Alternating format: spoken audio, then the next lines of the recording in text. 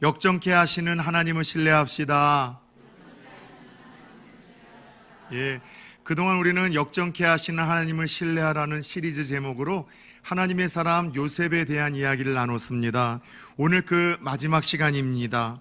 여러분들 이 아침마다 또 주일마다 요셉에 대한 이야기를 이제 듣고 지금 이 시간 요셉하면 어떤 이미지가 떠오르십니까? 첫 번째는 무엇보다도 성실의 아이콘으로 이 요셉의 이미지가 떠오를 겁니다. 어디를 가든 신실하고 성실하고 충성된 사람이었었죠. 두 번째 요셉에 대한 이미지는요, 용서의 사람 아니겠습니까? 자신에게 상처를 주었었던 형제들을 용서하고 또 모함을 또 뒤집어 씌웠었던, 누명을 뒤집어 씌웠었던 이 전 주인의 아내를 용서하고 또 자신의 호의와 은혜를 또 잊어버리고 배신했었던 관리를 용서했을 만큼 어떤 용서의 사람으로 우리는 그를 기억하게 됩니다. 그러나 적어도 말씀을 듣기 전에도 그리고 말씀을 들은 후에도 요셉에 대한 가장 강렬한 이미지 하나는 지울 수 없는 이미지는 이것 아니겠습니까? 한 번만 따라 세웁시다. 꿈꾸는 사람. 드리머였었죠. 꿈꾸는 사람입니다. 그런 의미에서 오늘 함께 읽은 본문 창세기 50장은요, 이제 창세기가 마무리하는 마지막 장이기도 한 동시에 요셉의 이야기가 마무리되어지는 이야기입니다. 요셉의 아버지 야곱이 죽은 후에 요셉 형제들 사이에서 일어났던 사건 하나와 요셉이 어떻게 죽었는지 그의 마지막 최후의 죽음을 우리에게 소개를 하며 이 중요한 창세기에 막을 내리게 됩니다. 우리나라 속담에 때린 놈은 두 발 뻗고 못 자나 맞은 놈은 두 발 뻗고 잔다는 이야기가 있습니다. 요셉의 형제들이 그러했던 것 같습니다. 아버지 야곱의 장례를 치른 후에 요셉의 형들은 두려움이 찾아왔습니다. 아버지 그늘이 사라졌으니 요셉이 옛날 일을 생각하고 보복하지는 않을까? 안갚음을 하지 않을까? 그래서 그들이 궁여지책으로 두려움 속에서 행한 일은요, 거짓말을 시키는 거였었습니다. 아버지의 유언을 운운하면서 아버지가 죽을 때 우리에게 안갚음하지 말라고 했어, 우리의 잘못을 기억하지 말라고 말씀하시고 눈을 감았다라고 비겁하게 거짓말을 시키며 그렇게 동생의 용서를 구하는 형들의 이야기가 기록되어 있습니다. 그런데 요셉은 아버지의 유언까지도 들먹이며 자신에게 두려움 때문에 거짓말을 하는 형들의 말을 듣고 오늘 말씀을 보니까 눈물을 흘립니다. 어떤 의미에서의 눈물이었었을까요? 자신의 본심을 못 알아주는 안타까움, 혹은 자신은 이미 형들을 용서한 지가 오래되었는데 아직도 어떤 그러한 죄책감과 과거의 망령에 시달려서 두려움에 벌벌 떠는 형들에 대한 안타까움, 아마 이런 여러 감정들이 교차된 그런 눈물이었었을 것입니다. 먼저 지금 형들이 요셉에게 큰 잘못을 한 후에 애굽으로 와서 같이 산 지가 20년이 넘었었습니다. 그동안 애굽에서 이 요셉의 스라에서 20년 동안 살면서 요셉에게 어떠한 악의도 없었다는 것을 형제들이 느낄만 했었을 텐데도 아버지 죽었다고 해서 이 형제들이 요셉을 두려워했다는 이 부분은 사실 잘 이해는 안 됩니다. 그러나 이를 통해서 조심스럽게 알 수 있는 것은 이 죄책감이라는 놈이 죄책감에 사로잡혀 있는 인간에게 줄 수 있는 치명적인 영향이 무엇인지를 깨닫게 됩니다. 여러분, 죄책감에 사로잡혀 있는 인간은요, 누군가의 용서를 잘 받아들이지 못하는 성향이 있다는 것입니다. 살다 보면 오랜 세월이 지나도 잊혀지지 않는 나의 실수, 지워지지 않는 나의 실패, 또 그리고 씻을 수 없는 나의 큰 하나님 앞에서의 범죄가 있습니다. 그런데 다른 작은 죄들은 그저 회개하고 기도하면 다 용서받은 것 같은 확신도 생기고 그렇게 우리의 기억 속에서 사라지지만 어떤 사회적인 경중에 따져서 크다라고 생각하는 죄, 조금 내 어떤 윤리의식에서 무거운 죄라고 생각하는 그 과거의 죄는요, 한 번, 두 번 회개하고 하나님 앞에 자백하더라도 여전히 우리의 이 어떤 발목을 붙들어 구원의 확신도 빼앗고 우리의 믿음의 기쁨도 빼앗고 평안함도 빼앗아서 때마다 일마다 우리에게 두려움과 불안함을 안겨남을 줄 때가 종종 있더라는 것이죠. 오늘 요셉의 형들의 경우가 그러했던 것입니다. 그런데 여러분, 문제는 오늘 이 용서를 잘 받아들이지 못하는 과거의 실수와 실패와 죄책감의 망령에 사로잡혀서 여러분 두려움에 벌벌 떠는 이 요셉의 형들의 모습이 어찌 보면 하나님 앞에서 이미 용서받은 우리 성도들의 모습일 수도 있다는 생각을 갖습니다. 왜냐하면 요셉의 형들처럼 여러분 성도들 중에도 하나님의 용서하심과 사죄하심을 잘 받아들이지 못하시는 분들이 있어요. 하나님이 과거 나의 실수와 실패, 내가 하나님 앞에서 범한 죄악에 대해서 진심으로 십자가 앞에 나 자백하고 통회하면 다 용서해 주신다라고 약속을 하셨는데, 그 약속을 확신하지 못하고 믿지 못하는 이들이 종종 성도님들 중에는 있더라는 것이죠. 그래서 내가 지은 과거의 큰 죄를 하나님이 어찌 쉽게 용서해 줄 수 있으시겠는가? 다른 죄는 모르겠지만 이 죄만큼은 더 큰 내가 무언가 어떤 죄에 대한 그 보상을 해야 되고 죄에 대한 대가를 지불해야 돼야지만 하나님이 용서해 주실 것이라는 자기만의 생각 속에 사로잡혀 두려움과 염려 속에서 신앙생활을 하시는 분들이 있는데, 이런 분들의 특징이 있습니다. 어떤 부흥의 때나 수련의 때나 특별한 집회를 통해서 여러분 우리가 회개합시다 하면은요, 예전에 10년 전에 하나님 앞에서 잘못하고 언젠가 회개했었던 그 죄를 스스로 또 끄집어내는 거예요. 그래서 또 용서해달라고 또 회개를 하죠. 그리고 그 다음에 수련회 가서나 혹은 어떤 목사님의 설교를 통해서 죄에 대한 문제가 지적되어질 때마다 하나님이 다 용서하셨던 그 언젠가 자복하고 회개했던 그 죄를 스스로 또 끄집어내는 거예요. 그래서 여러분 마치 사골 곰탕 우려 먹듯이 내가 하나님 앞에서 과거에 넘어지고 실패했던 실수와 실패와 큰 죄악을 어떤 영적인 자극을 누군가가 줄 때마다 끊임없이 끄집어내서 회개하고 또 회개하고 또 회개하시는 분들이 있더라는 것이죠. 그런데 저는 이것이 건강한 신앙생활의 유형이라고는 생각하지 않습니다. 왜냐하면요, 성경을 통해서 하나님이 죄에 대해서 어떻게 처리하시겠는가 약속을 하셨는가 하면 진심으로 자백하고 회개하면 십자가 앞에 나아가 주님이 우리를 위해서 흘리신 보혈의 피를 의지하고 우리가 눈물로 기도하면 하나님이 우리의 죄를 다 용서하신다고 하나님은 약속하셨습니다. 믿으십니까? 여러분 다 죄를 용서하신다고 약속하셨을 뿐만이 아니라 다시는 너희의 죄를 기억지도 않겠다라고 말씀을 하셨어요. 여러분들 하나님의 말씀을 같이 한번 우리가 살펴봅시다. 시편 103편 12절입니다. 동이 서에서 먼 것 같이 우리의 죄가를 우리에게서 멀리 옮기셨으며, 우리가 눈물로 진심으로 자복하고 통회한 죄는 동과 서가 가까워질 수 없고 하나가 될 수 없듯이 하나님이 우리 사이에서 멀리 떨어뜨려 놓으셔서 그렇게 처리해 버리셨다는 거예요. 그것뿐입니까? 이사야 1장 18절도 봅시다. 여호와께서 말씀하시되 오라 우리가 서로 변론하자. 죄에 대해서 한번 심각하게 생각해보고 고민해보고 우리가 이야기를 나눠보자는 거예요. 자, 뭐라고 말씀하세요? 너희 죄가 주홍 같을지라도 눈과 같이 휘어질 것이고 진홍같이 새빨간 죄라 할지라도 십자가를 의지하여 우리가 자백하고 회개하면 하나님이 양털과 같이 깨끗하게 씻겨주신다라고 이야기를 하신 거예요. 성경 곳곳에서 우리가 진심으로 자백하고 회개하는 죄에 대해서 하나님은 일관성 있게 반복적으로 이와 같은 말씀을 들려주시는데, 가장 여러분들 진수의 말씀이라고 할 수 있다면 저는 미가서 7장 19절을 소개하고 싶습니다. 같이 한번 읽어봅시다. 다시 우리를 불쌍히 여기셔서 우리의 죄악을 발로 밟으시고 우리의 모든 죄를 깊은 바다에 던지시리이다. 아멘. 진심으로 회개하고 자백한 그 죄에 대해서 여러분 하나님이 어떻게 처리하신대요? 우리의 죄를 발로 밟아서 으깨버리신다는 거예요. 누구도 다시 죽지 못하도록, 장난질 못 치도록. 그것뿐입니까? 깊은 바다에 던져서 누구도 그 죄를 다시 끄집어내지 못하도록 하나님은 그렇게 처리하시고 그렇게 하나님이 해결하셨다고 말씀을 하시는데, 우리의 원수 대적 마귀가 하나님이 발로 밟으셔서 죽지 못하게 하셨던 그 죄를, 하나님이 깊은 바다에 빠뜨리셔서 누구도 건지지 못하게 했던 그 죄를 끊임없이 우리의 연약함을 건드려서 떠오르게 만드는 거예요.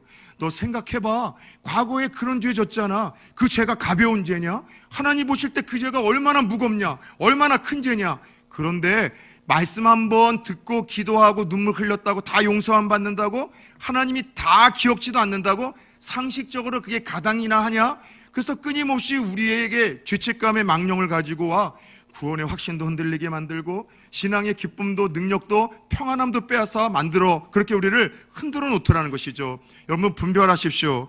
우리의 죄가에 대해서 최후 마지막 심판대에서 처리하실 하나님의 처방은 이와 같습니다. 눈물로 회개했다면, 진심으로 십자가 앞에 나와 자백하고 통회했다면 내가 너의 죄를 흰 눈과 같이 양털과 같이 다 사하고 용서했노라. 더 나아가 너희의 죄를 기억지도 않겠다고 말씀하셨던 하나님의 약속의 말씀을 붙들고 사죄의 확신 속에서 살아갈 수 있는 성도님들 되어지기를 예수의 이름으로 축원합니다. 그런데 우리는 하나님의 이런 약속과 달리 정작 자신이 과거에 범한 죄를 잊지 못하고 하나님의 용서하심을 믿지 못할 때가 너무나 많더라는 것이죠. 여러분들 생각해 봅시다. 만약 우리의 자녀들이 무언가 실수를 하고 잘못을 했다고 합시다. 그래서 엄마 아빠에게 나와서 이렇게 자초지종을 이야기를 하고 그렇게 자신을 안 그러겠다고 이야기를 할 때 대부분의 엄마 아빠라면은 한 번의 실수는 다 이해하고 그렇게 여러분들 용납하지 않겠습니까? 다음서부터는 그러면 안 된다. 그리고 다독여 주겠죠. 그런데 이 아이들이 그 다음날 눈 떠서 똑같은 죄를 가지고서 엄마 내가 어제 지었던 죄 그거 진짜 용서했어? 좀 용서해 주세요. 아이 괜찮아. 다 용서해 줄게. 다시는 그렇게 안 하면 되는 거야. 그 다음날 또 눈 뜨자마자 엄마 그저께 내가 지었던 죄 다 정말 용서해 준 거야? 그 다음 주에도 다음 달에도 그런 일이 반복된다면 여러분들 그 한 번의 실수와 잘못에 대해서 평생 망령에 여러분 사로잡혀서 진정한 자유와 기쁨을 누리지 못하고 두려움과 불안에 떠는 그 자녀를 보며 어미 아비로서 얼마나 안타까울 수 있겠습니까? 그런데 하나님이 오늘날 그렇게 죄책감의 망령에 사로잡혀서 하나님이 다 용서해 주시고 기억지도 않겠다고 했던 그 죄를 마귀가 우리를 충동질할 때마다 끊임없이 끄집어 올려서 자꾸 여러분 두려움과 불안에 떨고 구원의 확신까지도 잃어버리고 신앙의 기쁨과 능력을 잃고 살아가는 우리들을 바라보며 오늘 형제들을 바라보며 요셉이 울었듯이 하나님이 그런 우리들을 바라보며 눈물을 흘릴 수 있다는 것을 우리가 잊지 말아야 된다는 것이죠. 사랑하는 여러분들, 예수님의 대속 죽음과 보혈의 능력을 믿으시기를 축원합니다. 예수 그리스도의 보혈의 능력으로 저와 여러분의 과거와 현재와 미래의 죄가 다 용서하심을 받았음을 선포할 수 있기를 축원합니다. 더 나아가 하나님께서 내 죄를 용서하셨을 뿐만이 아니라 기억지도 않겠다고 말씀하셨던 이 말씀 붙들고 마귀가 끊임없이 다시 한번 여러분들에게 죄책감의 망령을 불러일으킬 때마다 예수 이름으로 대적하시고 죄사함의 확신을 선포할 수 있는 성도님들 되어지기를 예수 그리스도 이름으로 축원합니다.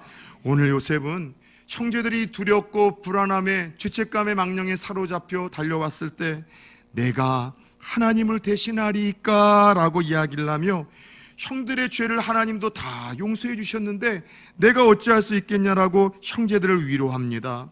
더 나아가 두려움에 떠는 그 형들과 또 그 자녀들까지도 끝까지 책임지겠다는 약속을 들려준 후에 그 약속을 지키며 그의 생애는 마무리가 되어지더라는 것이죠. 참 멋진 사람이라고 할 수 있어요. 어떻게 요셉이 참 이렇게 멋진 사람이었었을까? 저는 사실 믿음의 사람이라고 일컫는 아브라함도 그리고 여러분들 때로는 다윗도 특별히 야곱과 같은 인물을 이 말씀을 들여다보면 제가 속된 말로 이런 표현 한번 쓰겠습니다. 꿀리지가 않는 거예요. 지들이나 나나 뭐 별반 다를 바 없다는 그런 느낌들을 종종 가질 때가 있는데 여러분 이삭 앞에서는 한없이 작아지는 거예요. 이런 고난 앞에서 내가 믿음을 계속해서 가질 수 있는 목사가 될 수 있을까? 이런 끊임없이 상처를 준 사람을 내가 쉽게 용서할 수가 있을까? 그리고 이해할 수 현실과 역경 속에서도 찬양하며 주어진 자리에서 신실하고 충성되이 살아갈 수가 있을까? 저는 여러분 확답을 줄 수가 없는 거예요. 그런데 우리는 요셉이 용서할 수 없는 사람들을 용서하고 이해할 수 없게 해석할 수 없는 역경과 시련에서 무릎 꿇지 않고 그것을 극복해 나아가고 더 나아가 어떤 상황 속에서도 신실하고 성실한 아이콘이 되어 자신도 살고 남도 살리고 하나님 앞에 쓰임 받았었던 그 중요한 그의 안에 있었던 믿음 한 자락이 있었음을 압니다. 그게 뭐냐면 하나님의 섭리하심을 믿는 믿음 때문이었었어요. 내게 주어진 모든 사건, 모든 만남, 모든 상황에는 여전히 하나님이 함께하고 계시다. 때때로 나를 해하려고 하는 악한 사람들을 통해서 내가 당하는 손해와 아픔과 어려움 속에서도 이해할 수 없게 해석할 수 없는 끔찍한 고통 속에서도 하나님이 여전히 나와 함께 하시고 내 삶을 붙들고 계시기에 결국 이런 시간들을 통해서 함께 슬퍼하시고 함께 안타까워하시고 함께 아파하셨던 그 하나님은 이렇게 나를 망하게 하지 아니하신다. 이렇게 나를 끝나게 하지 아니하신다. 그럼에도 불구하고 그 모든 악들을 가장 아름다운 재료로 삼아 하나님이 내게 계획하시고 뜻하신 바를 반드시 이루실 것이고 그분의 계획과 뜻을 반드시 성취하실 것이다. 어떠한 상황 속에서도 하나님이 나와 함께 하시고 하나님의 손을 나를 붙드시고 어떠한 상황과 사건 속에서도 내게 계획하셨던 그분의 뜻은 마침내 이루어지고 그분의 계획은 반드시 성취될 것이란 이 믿음이 따라 세웁시다. 섭리의 믿음. 이게 섭리의 믿음이었는데 역정케 하신 하나님을 신뢰하는 요셉의 믿음은 이 하나님이 섭리하신다는 이 믿음이 있었기 때문이라는 것이죠. 말 그대로 요셉은 악까지도 선으로 바꾸시는 하나님의 섭리하심을 자신의 삶을 통해서 경험했습니다. 형들의 그 시기와 질투, 악함을 통해서도 또 더 나아가 끔찍한 성폭행범이라는 누명을 통해서도 또 그리고 누군가에게 베풀었던 호의를 그렇게 여러분 배신을 당해서 망각하는 그 힘든 시간을 통해서도 하나님은 조금씩 그의 꿈을 이루시기 위하여 하나님께서는 그의 삶을 이끌어 가셔서 마침내 그러한 시간들을 통하여 총리를 세웠고 자신의 가정과 만민의 생명을 구원하는 하나님의 뜻을 이루셨음을 확신하며 형들에게 그 이야기를 들려주고 있는 요셉을 보게 되더라는 것이죠. 요즘 따라 참 서운하고 섭섭한 마음이 하나님께 많이 들었던 그러한 시간들을 제가 가졌었습니다. 제가 바라고 원하고 기대하는 바하고는 하나님이 자꾸 다르게 일하셔요. 제가 축복하는 바하고는 자꾸 다르게 우리 성도님들에게 하나님께서 그렇게 사항을 펼쳐가시는 것 같아서 한날은 하나님께 좀 하나님 한 번도 그런 적이 없었는데 좀 많이 서운합니다. 섭섭합니다. 왜 요즘 따라 자꾸 이렇게 서운하고 섭섭하게 제가 원하고 바라고 제가 기도하고 축복하는 바하고는 전혀 다르게 자꾸 인도하십니까? 하나님 좀 서운합니다. 섭섭합니다. 대놓고 기도 가운데 그런 감정을 표현했어요. 근데 하나님께서 느끼게 하신 것이 야, 네가 나한테 서운하고 섭섭했던 게 사실 요즘뿐이냐? 옛날에도 너 그랬어. 이런 마음을 갖게 하시는 거예요. 생각해보니까 지나온 생애 속에서도 여전히 저는 그런 목사였었어요. 제가 원하고 바라고 기대하고 기도하던 대로 하나님이 그러한 때에 그렇게 상황과 그런 어떤 환경을 주시지 않냐면은 영락없이 낙심하고 원망하고 불평하는 목사였었죠. 그런데 시간이 흘러가면은 그럴 수밖에 없으셨구나. 그게 오히려 안 된 것이 더 잘 됐구나. 오히려 그렇게 아픈 시간을 통해서 내가 더 성숙해졌구나. 성화가 됐구나. 성결해졌구나. 내가 그 시간들 통해서 더 이렇게 내가 건강해졌구나. 그런 시간들을 통해서 하나님 우리 부부를 더 가깝게 하셨구나. 그런 시간을 통해서 우리 가족을 더 친밀하게 만드셨구나.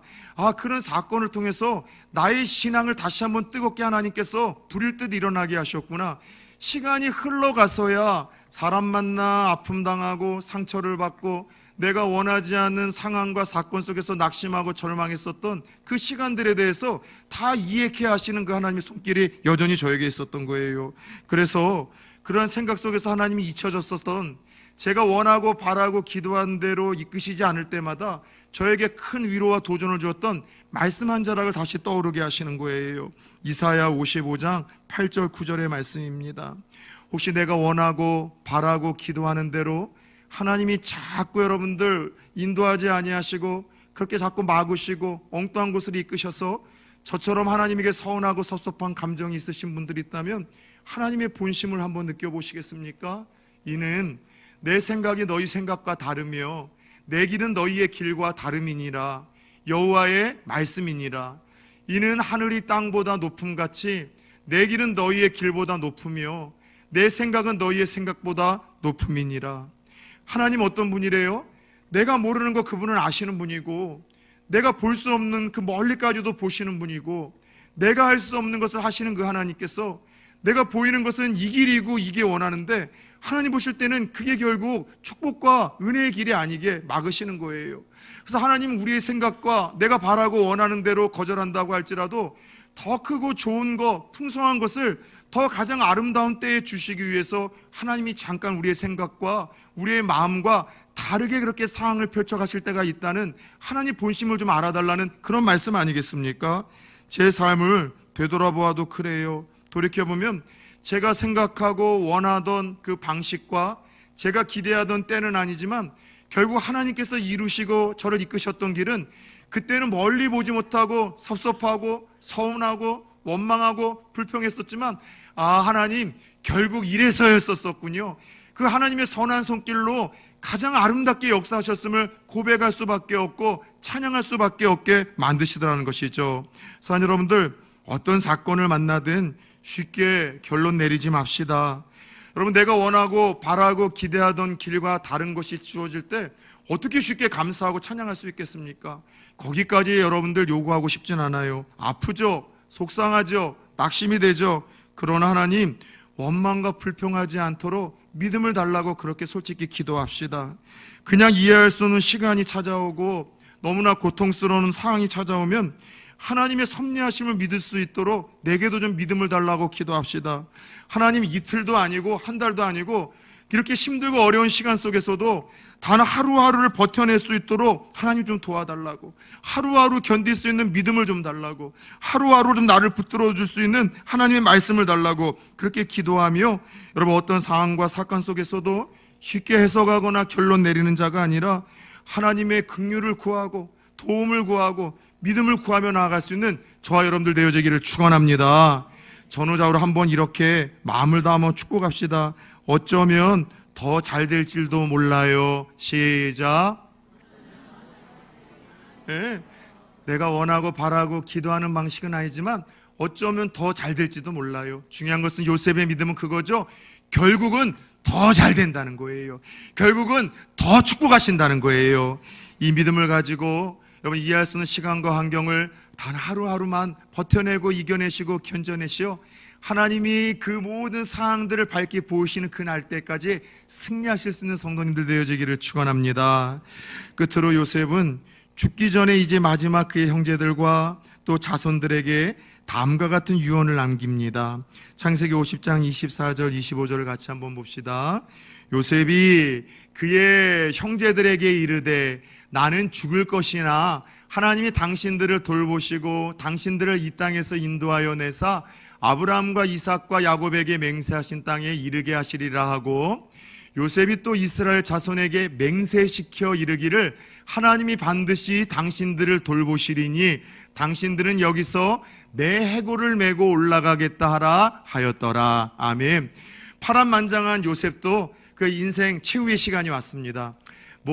누구나 언젠가는 그렇게 죽음 앞에 서야 되는 것처럼 요셉도 그랬죠. 근데 대부분의 인생은요, 죽음 앞에 서게 되면 지나왔던 삶들을 회상하고 과거의 이야기들을 들먹이기 마련입니다.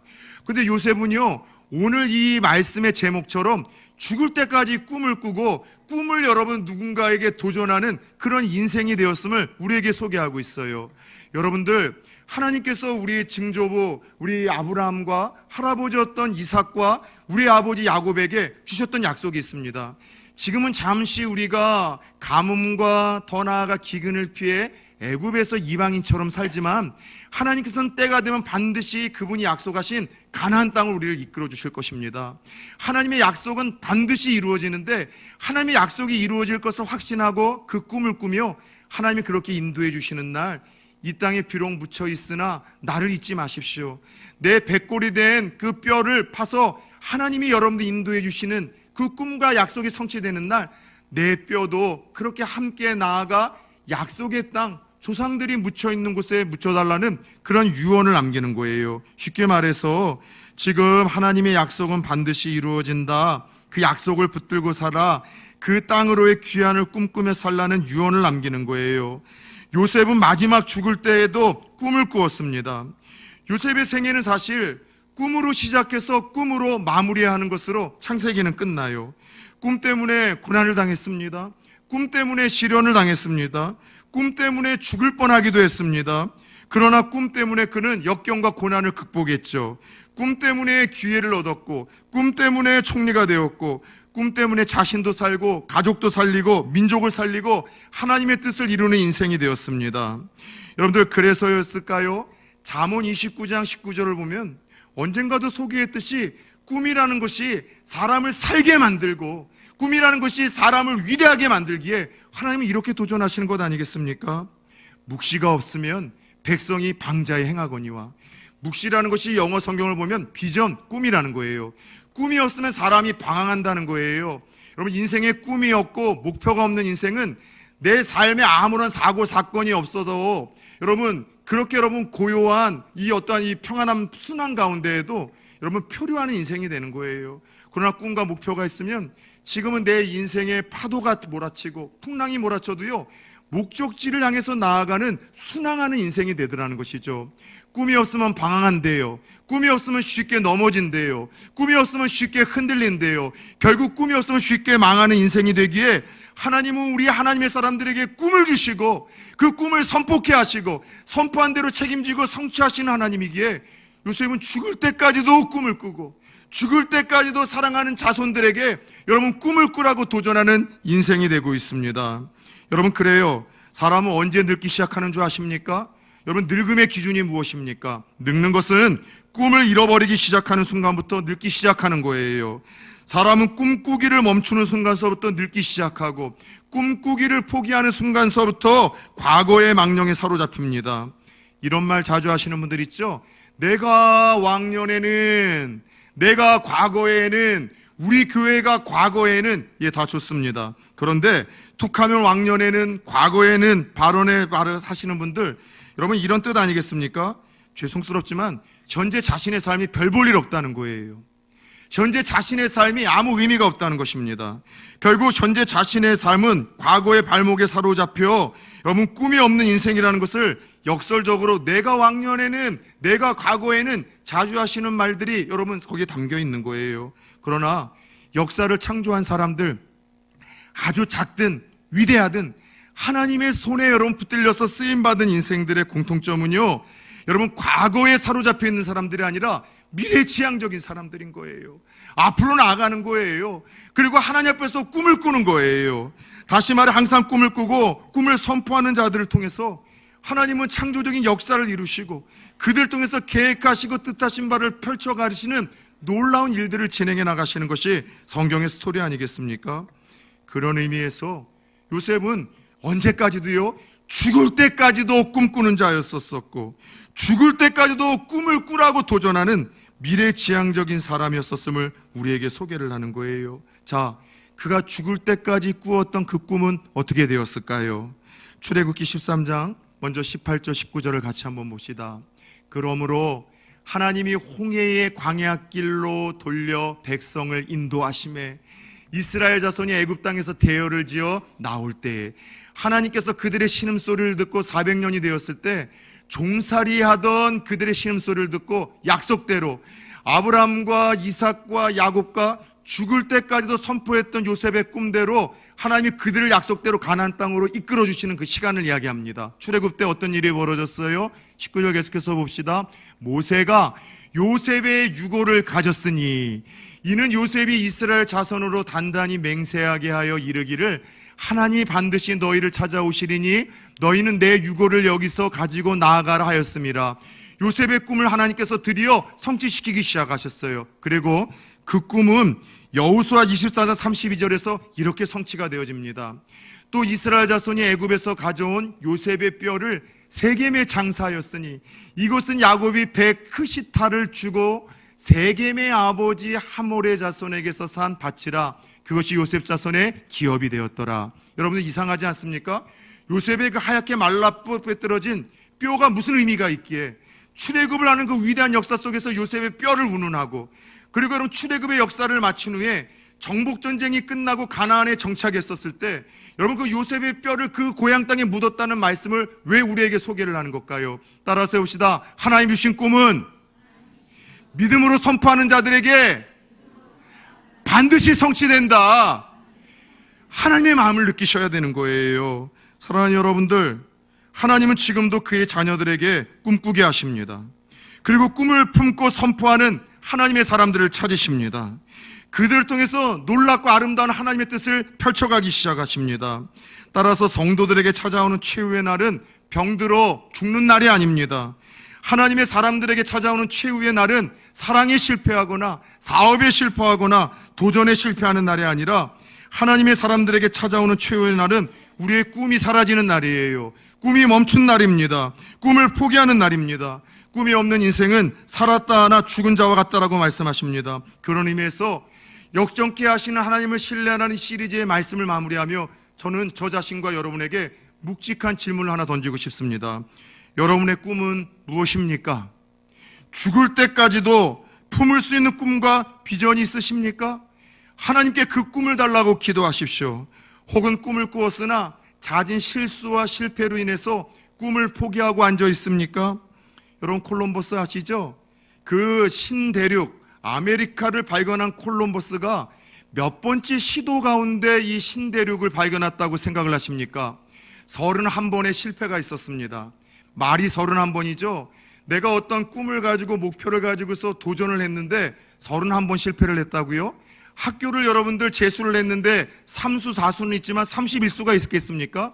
어떤 직장을 도전하려고 하는데 31번 실패했다면 다 자포자기하겠죠? 그런데 그는 포기하지 않았습니다. 그의 자서전을 보면 그는 끊임없이 하루에 그럼에도 불구하고 실패할 때마다 성경을 20장씩 읽고 하나님의 말씀을 가슴에 새겼대요.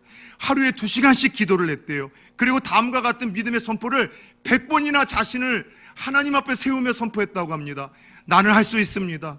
하나님이 반드시 꿈을 이루어주실 것입니다. 나를 통해서 역사하실 것입니다.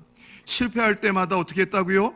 약속의 말씀을 20장씩 읽고 매일 2시간씩 기도하고 주시는 감동을 가지고 꿈을 선포하고 믿음으로 100번 이상씩 선포했을 때 마침내 그는 32번째 시도하던 1492년 10월 12일 날 그 신대륙 아메리카를 발견하는 믿음의 사람으로서 우리들에게 소개가 되어집니다. 쉽게 포기하지 마십시오. 하나님의 약속을 붙들고 기도하면, 믿음으로 선포하면 그때 하나님께서 기적과 또 다른 역사의 주인공으로 저와 여러분들 삼으실 줄 믿습니다. 노년의 성도님들이 계십니까? 여러분, 나이가 많다고 노년이 아니라니까는요. 꿈꾸기를 포기하는 순간서부터 이미 늙기 시작하고 나는 죽어있는 상태입니다. 노년의 성도님들이 계십니까? 그런 꿈을 꾸지 않으시겠습니까? 하나님, 부모인 나의 신앙이 내 자손들에게도 흘러 믿음의 유산을 남기는 꿈을 꾸게 하여 주옵소서. 내 가정이 내가 사라진 후에도 믿음의 명가 되게 하여 주옵소서. 내 자녀가 믿지 않습니까? 신앙을 잃어버렸습니까? 부모가 죽을 때까지도 기도하며 꿈꿀 때 내가 사라진 후에도 훗날 자녀들이 믿음으로 하나님 앞으로 돌아온다는 사실을 기억하시며 꿈을 꾸시고 기도하십시오. 더 나아가 하나님, 내가 나이가 들어 하나님 앞에 서는 가까운 날 더 품위 있고 고귀하고 영광스럽게 하여 주옵소서. 나이가 먹을수록 놓친 내가 아니라 품위 있고 영화로운 어르신이 되는 인생이 있게 하여 주시고, 믿음의 사람 아브라함이 그렇고 이삭이 그렇고 야곱이 그랬고 요셉이 그랬던 것처럼 내 죽음이 영광스러울 수 있도록 하나님이 역사하여 주옵소서. 이런 꿈을 꿀 수 있는 성도님들이 되어지기를 예수의 이름으로 축원합니다. 그럴 때 하나님이 요셉과 어떤 상황 속에서도 함께 하셨던 것처럼 꿈꾸는 저와 여러분들에게 함께 하실 것입니다. 반드시 저와 여러분들을 도와주실 것입니다. 마침내 하나님의 뜻과 계획을 우리를 통해서 이루어 가실 줄 믿습니다. 바라기는 하나님이 이 시대에 찾으시는 요셉과 같은 한 사람이 저와 여러분이 될 수 있기를 주 예수 그리스도의 이름으로 간절히 축원합니다. 전우자로 한 번만 인사합시다. 죽을 때까지 꿈을 꿉시다. 함께 주신 말씀 붙들고 기도하며 나아갑시다. 하나님, 죽을 때까지 제가 품고 죽을 때까지 꿀 수 있는 꿈을 내게 허락하여 주옵소서. 마지막 하나님 앞에 서는 그날, 제 코끝에 호흡이 멈추는 그날까지도 꿀 수 있는 꿈을 꾸게 하시고 자녀들에게 던져줄 수 있는 꿈이 있게 하여 주옵소서. 꿈이 없다면 기도하세요. 꿈이 없는 순간서부터 늙기 시작하는 겁니다. 하나님의 사람들에게 최후의 날은 병들어 죽는 날 아니에요. 사랑과 사업과 도전하는 거에 실패하는 날이 아니라 꿈이 사라지는 날이에요. 꿈을 잃어버린 날이에요. 망각하면서도 아무런 생각 없이 살기 시작하는 순간서부터 하나님의 사람들은 늙기 시작하고 죽는 거예요. 그러나 꿈꾸는 사람들은 사라져도 그 꿈을 통해서 하나님의 역사하심이 이루어집니다. 노년의 어르신들 계세요? 하나님, 내 가정 믿음의 명가 되게 하여 주옵소서. 자녀들 신앙 안에서 우뚝 서 쓰임받게 하여 주옵소서. 내 노년이 갈수록 품위 있고 영화로운 하나님 어르신의 노년이 되게 하시고 죽음이 영광스러울 수 있도록 도와주옵소서. 젊은 세대 있습니까? 야망이라도 좋습니다. 작은 꿈이 오늘을 살게 만들 겁니다. 여러분들을 하나님 앞에 의지하고 신뢰하게 만들 겁니다. 시퍼렇게 살아 내가 하나님 앞에 의지하고 나아갈 수 있는 내게 꿈을 허락하여 주옵소서. 그래서 요셉과 같이 간증이 남기는 인생이 되게 하여 주옵소서. 우리 한 2, 3분만 같이 기도하며 나아갑시다.